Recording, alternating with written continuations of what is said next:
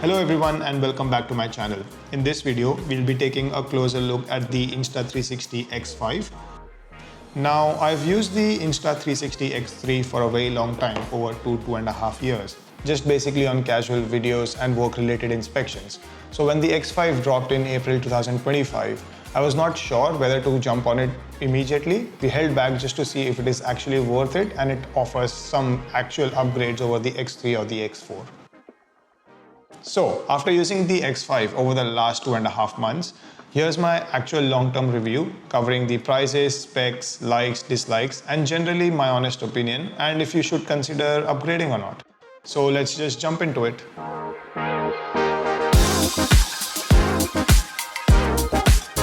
Let's talk about money first. So in US, the camera costs around $550 and that's for the body alone. If you want to upgrade to an essentials kit, it costs around $660 approximately, and it comes with an extra battery, fast charger, selfie stick, lens guard, and a carry case.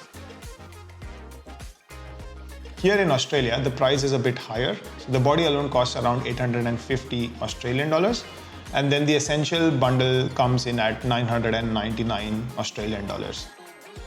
Compared to the X3, it's a bit of a price jump. So the big question becomes that do the upgrades justify the extra cost?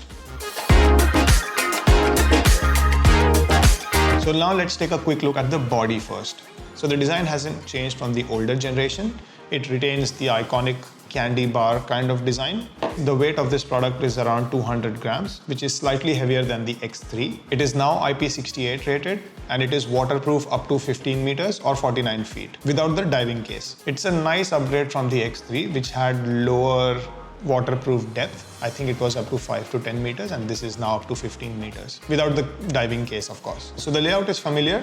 It has the dual fisheye lens on both the sides of the body and then you've got a LCD panel on the bottom. So the lens on the glass is now more scratch resistant and durable than the previous generations. Insta360 doesn't specifically mention whether it's like Gorilla Glass or what sort of supplier they're using. However, they do mention that it is an upgrade from the previous generation and it is more scratch resistant and impact resistant, which is always a big welcome. From my personal experience using the X3, the glass can get scratched quite easily, and once it gets scratched, it affects the performance of the camera itself. So you have to be careful when you're using this product out on the field. So you've got buttons next to the screen. You've got a power button and then you've got another button that can be customized. And then below the screen, you've got another button that you can use for like quick capture. And then you've got another one so that you can customize for whatever needs you have. So on the sides, you've got a USB-C port, which is below this flap. On the other side, you've got the battery door. And then you've got microphones on all sides of the camera.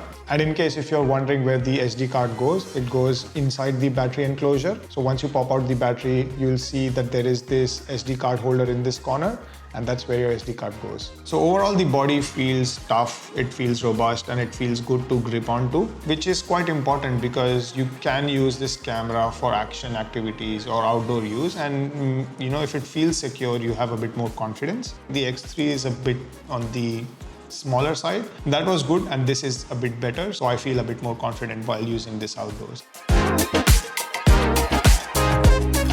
So now let's take a look at the batteries. So the X5 uses a 2400 mAh battery. On paper it sounds huge, but in reality it's not that big. In real world use, when I use like 8K 30 frames per second, I get around 83 minutes. That is little over 1.5 hours. So when I use it for like 5.7K or 4K at 30 frames per second or up to 120 frames per second, I get around 160 to 180 minutes, that is around 2.5 to 3 hours. So this doesn't sound a lot, but in all honesty, the X5 offers the best battery life across any other 360 camera out there in the market. However, if you want to shoot for longer than this, then obviously the Essentials bundle has an extra battery that you can swap. It also comes with a fast charger case, and in that you can charge 2 batteries at one time, which is also great. Keep this thing in mind that the battery on the X3 cannot be used for X5 and vice versa, because this is a slightly larger battery. So yeah, you can't interchange them. If you don't want to spend money on that, another good thing is that it comes with fast charging. So it can charge up to 80% in 20 minutes, and it supports fast charging through USB-C. So that's great. Another tip is that if you don't shoot on higher resolutions and frame rate, stick to 4K 24 frames per second, and using that you will get lower file sizes, you'll get better battery performance, and then you can shoot for a longer duration. If I compare the battery performance with my X3 has never lasted me this long for a single charge. So I'm really happy with the performance on the X5, and I think it's a great upgrade. So moving on, the best part about this camera is the display itself. Now, talking about the display, this is honestly my favorite part of the X5. It has a 2.7-inch LCD touchscreen, and with the display you can control the camera's framing, orientation, going through the menus, changing settings, playback, and all of those things. So you can use it basically how you use a smartphone. So the screen is very bright when you use it outdoors, and it is very responsive, and it is beginner friendly. Like anyone can pick it up and use it like they use their smartphones. So that's a good thing. Compared to the X3, it feels a bit smoother and well refined, but the overall layout of the menus and the functions kind of is the same. So if you're using an older version, you will not find it more difficult to use the newer X5. Again, the glass is impact and scratch resistant. Insta360 doesn't say what kind of glass it uses, but it only says that it's an upgrade from the previous generation, and we'll take the word for it. So the biggest advantage of the screen is how easy it makes the outdoor shooting experience. You don't need to pull out your phone, connect it using Bluetooth, You just need to pull out the camera, switch it on, and if you want to take a quick video and a photo and don't want to miss a moment, the screen is really helpful. So yeah, I give a big thumbs up to the screen, and I think it is one of the best features on this camera. So now let's look at the brains of this camera. So the X5 now comes with 3 processors, not 1, not 2, 3 processors. The X3 and X4 basically relied on a single processor, and now this X5 comes with 3 chips, which is quite an upgrade. On the X5, what the first chip does is that it controls all the sensors data, raw data for color processing and HDR data. The second chip handles all the stabilization gimmicks, horizon locks, stitching, super sampling, frame rates, etc. And what the AI chip does is help the camera in low light image processing and obviously video processing, reframing and subject tracking. Similar to the glass vendors, Insta360 doesn't mention who supplies their chips. We don't know who it is, but what Insta360 tells us is that it's not like a smartphone kind of chip. So that means that the chip is specifically designed for these purposes. It has its own architecture and layout. Honestly, most people don't care about it. But what they do care about is how it performs in reality. And in all honesty, it performs really well. Compared to the X3 that I've used in the past, this feels a lot stable, quicker, faster, and a lot more consistent. So hands down, it's a big upgrade over the X3 in terms of processing power.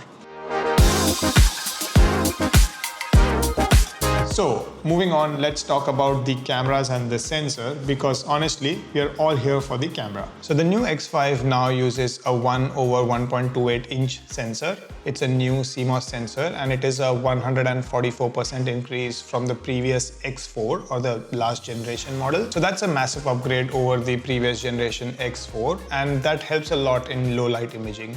However, it is still smaller than the 1-inch sensor on my Osmo Pocket 3. Full description and review in the bio, so do check it out. The aperture is fixed to 2.0 and the focal length is also fixed to 6mm per lens. You don't get an optical zoom, which is quite standard for all 360 cameras. So the idea is that you take a 360-degree video and then you zoom in during post-processing. So the photo resolution is capped to 72 megapixels and the video resolution is as follows. So it can do 8K at 30 frames per second. It can do 5.7K at 60 frames per second. And then it can do 4K at 120 frames per second. So all your slow motion can be done on 4K at 120 frames per second, and then you can slow it down to 24 or 30 frames per second. All the 8K video on this camera is an oversampled 11K. So what that basically means is that the camera records at 11K and it takes all that information and then it compresses it to an 8K video. Active HDR is capped to 5.7K, similar to the older models, and the focus is fixed at 0.6 meters or 2 feet. Any object placed between the camera and 2 meters appears soft, and any object that is placed beyond 2 meters appears sharp. This is very normal for all 360 cameras. This avoids focus hunting and helps in stitching the images from both the lens together. The camera comes with standard features such as horizon lock, invisible selfie stick, and these are all standard features that you can find in older generations, and I also had it on my X3. The big upgrade is the pure video mode. It is an AI-assisted low-light video mode, and I think it's a game changer. It reduces noise and helps in the overall dynamic range, especially when you're shooting in low light. The only downside to it is that you don't have any manual controls over the exposure settings, etc. You need to rely on AI to make a lot of those decisions. Well, does it matter to most people? Probably not, but I think it's worth mentioning.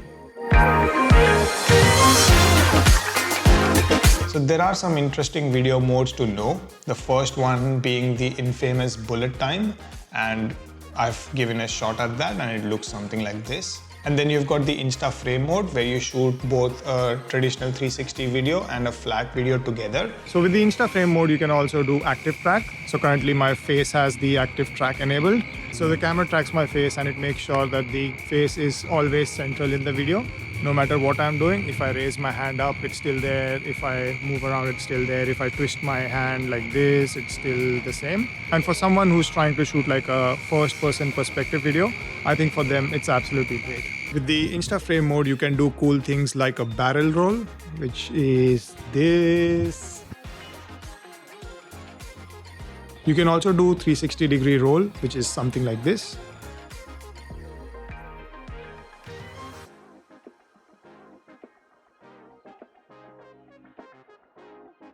Another video mode is time shift. This mode allows you to fly through a location quickly and create like a fast, dynamic flyby videos. It also keeps the file size at the low and it doesn't catch loads of detail like a normal footage would. The next new feature is loop recording. This mode allows you to use your camera as a dash cam by continuously recording for a set duration and overwriting the same footage to save storage.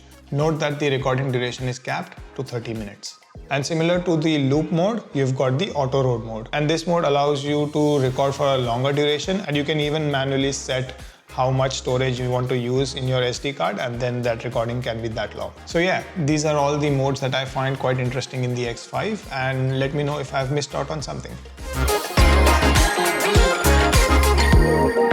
Alright, so let's move on and talk about the audio. So you've got 4 mics on the body of this product. You've got one just near the screen. You've got one below the camera on the back side. You've got one on the right and one on the left. This gives you a full 360-degree coverage of all the sounds around the camera. You should also note that only the rear mic is covered using like a inbuilt steel wire mesh, and this helps in reducing wind noise and also prevents dust from entering into the mic. All in all, with this camera you get 5 types of audio modes which you can change in the settings. So the first mode is wind reduction weak, and that is for like walking around and running. Then you've got wind reduction strong, and that is for fast action shots like you mounting your camera on your bike or your cycle. Then you've got a voice enhancement mode, which is basically for vlogging. And then you've got stereo mode, and that is for capturing sound when you're in a concert or a theater. And then you've got a 360 mode, and that is for capturing sound from all 4 cameras. And this could be used in like VR, headset gaming kind of scenarios. So the audio on the Insta360 X5 is actually great, but it is nowhere at that cinema level. Yes, it is an upgrade from its previous generations X3 and X4. However, you need to make sure that your microphone settings are correct so that you don't record sounds from all 4 directions if that is something that you don't want in your video. So after months of using this camera, these are the things that I really enjoyed about this camera. Number one, the image and the video quality, especially during night time, is absolutely awesome, and it's a significant upgrade from older generations, especially X3. Number two, low light performance in pure video mode is just a step ahead from its previous generation. So I'm currently recording at 5.7K in pure video mode. It is around sunset time now. The light is kind of starting to go away, but the pure video mode is still going strong. So I really like this feature, especially when you are shooting in low light. It does an excellent job of kind of keeping the colors correct and kind of bringing in that extra bit of brightness. I don't know how it does it. The AI chip definitely helps, and a bigger sensor also helps, but just look at this.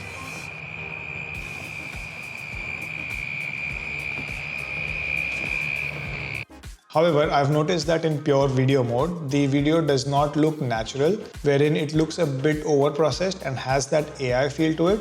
If you're not too fussed about it, you'll be amazed by the low light performance on this camera. Alright, number three, shoot first and frame later. So since you're taking a 360 video with 360 audio, you can always come back to your office or your home and you can reframe the footage based on how you want it to appear. And I think that's a great tool to have. Alright, number four, the Insta frame mode. So with the Insta frame mode, as I had mentioned in the past, that you can take a flat video and the 360 video simultaneously. So I think that's a great tool to have, especially if you are a content creator and you just want to post like flat videos quickly and just deliver something to your clients. Number five, stabilization. The stabilization on this device is great. The footage that you get out of this camera is absolutely smooth, and it is similar to using a gimbal. It's awesome. Number six, the invisible selfie stick effect. So with this effect, the selfie stick is automatically cropped out of your image and videos. And I think it is great, especially for solo travelers and content creators who don't want to spend too much time in post-production, editing out your hands or your selfie sticks, etc. Another feature that I really like is the endurance mode. So basically in endurance mode, the camera shuts off all the extra features such as active HDR, AI highlights, gesture control, twist to shoot, light enhancement, face priorities, and all of those fancy things. It still allows things like loop recording, road mode, video mode, and photo mode. So by forcing the camera to switch off all the extra features, it extends the battery life on this camera. So that means that you can record or shoot more. Alright, it is now time to discuss some downsides. So the first downside that I can think of is the ability to shoot 8K. So currently I'm shooting at 8K, 24 frames per second. And the 8K on this camera is absolutely amazing. Look at the detail, it's pretty good. However, the file size that it will create is so big, and if I have so many of these 8K files, it will just basically mean that I need a better computer and tons of storage to actually store that file. And if I'm creating a proxy media out of an 8K, let's say 2-minute long video, it takes forever. So yeah, be mindful when you're using 8K, you need a lot of storage, you need a lot of processing power from your computer. So you might consider buying storage and also upgrading your computer at the same time. And now this video is 4K 24 frames per second. If you're not too fussed about 8K and you're happy with the 4K output that you get, then I think you're better off shooting in 4K because it keeps the file size at the low and it is not as resource intensive on your computer.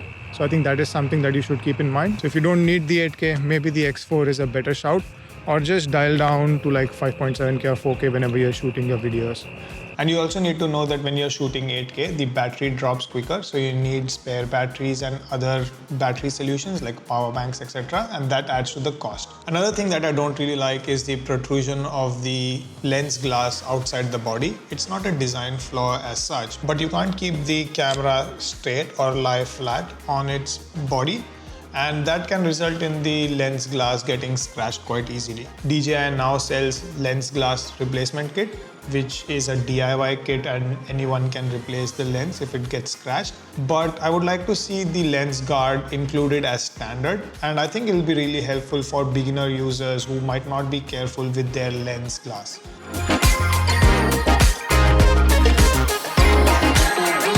So finally, is the Insta360 X5 an actual upgrade over its predecessors X3 and X4? In my opinion, yes it is. Especially if you're looking for better low light performance, better audio performance, better image quality and overall workflow speeds, I think it's a great upgrade. If you're happy shooting 4K in broad daylight and are not too fussed about the dynamic range and all of that, then I think the X4 will serve you well and you don't need to rush to upgrade to an X5. But if you want things like better nighttime performance, better low light performance, cleaner results, faster editing, I think the X5 is one of the best 360 cameras out there, of course, until the X6 comes out. And with this is my time. I'll see you in the next one. Bye bye.